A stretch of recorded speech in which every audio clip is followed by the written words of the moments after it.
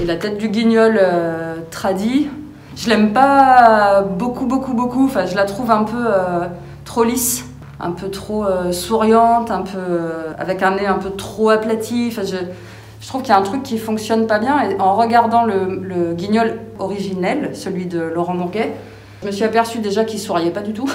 Et je me suis dit, par rapport à la fonction sociale de la marionnette en général et de Guignol en particulier, que c'était peut-être important d'aller chercher autre chose au niveau du rictus aujourd'hui, d'avoir plus un personnage qui va porter un regard critique sur le monde sans juger.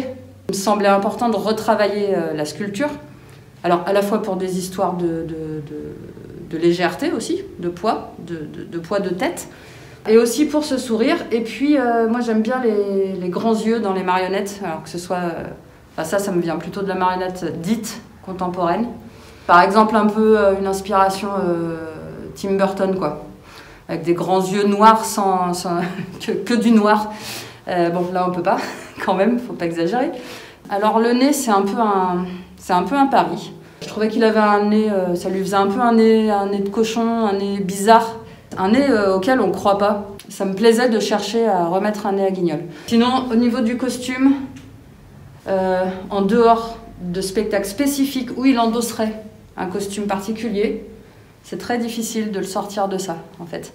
Personnage comme ça, emblématique, traditionnel et à la fois que tout le monde connaît, c'est quand même assez dur de faire bouger les lignes.